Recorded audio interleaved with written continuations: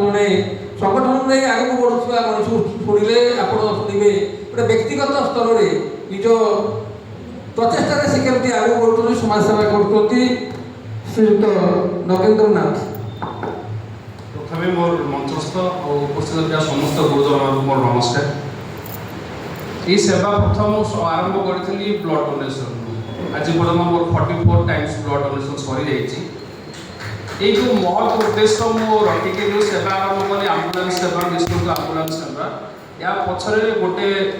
Emotion अच्छी आ गोटे महत्व उद्देश्य अच्छी। उद्देश्य है यहाँ 1/1/2018 नुआ वर्ष थाए मु कटक स्टेशन थे मो भाईर से रिटर्न थला दिल्ली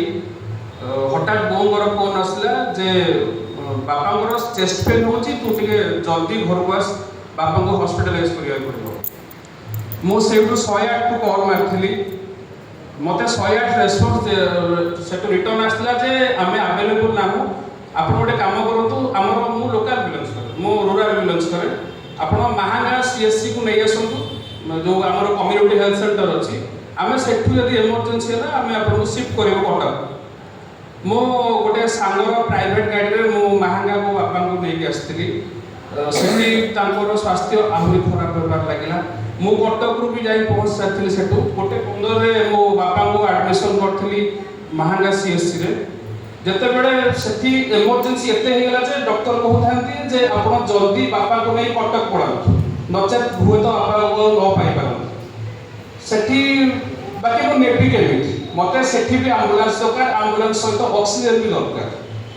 बाकी सेटा सेठी भी अवेलेबल नतला पुणी मो फ्रॉइड को फोन मारथिले जे आपण मते कहिथिले जे जदि इमरजेंसी हैला आपण फोन मते महांगा रो शिफ्ट करे कटक बाकी एटी इमरजेंसी हे गेला मते टिके काइंडली हेल्प करो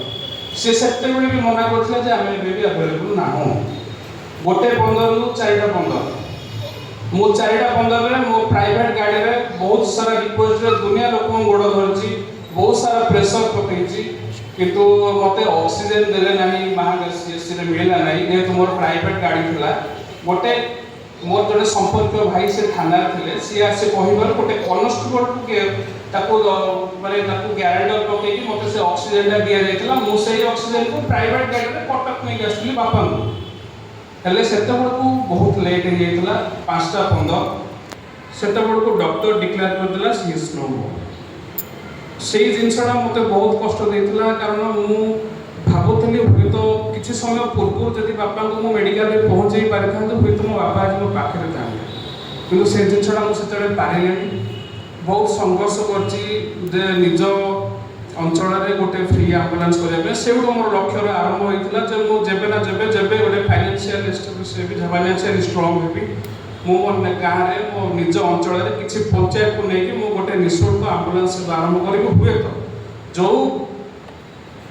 जिनसटा लगे मो बापा आज जाइछन हुए तो आउ का बापांगर सेमते अवस्था न कि हाउ का बापा अकारण में जीवन न जाऊ से उद्देश्य लेके मु गोटे निःशुल्क एम्बुलेंस आरंभ करछि आउ एबे पर्यंत मु तो निःशुल्क दाउ कहिबिनी कारण मु जते बेले भी सेवा दिए सेवा से लोक को हमें प्राय चेष्टा करू जति 3-4 घंटा भीतर डिस्चार्ज हो जाए हमें आउ थे ताको पिक करि आनु कारण से गरीब श्रेणी लोक सर से माने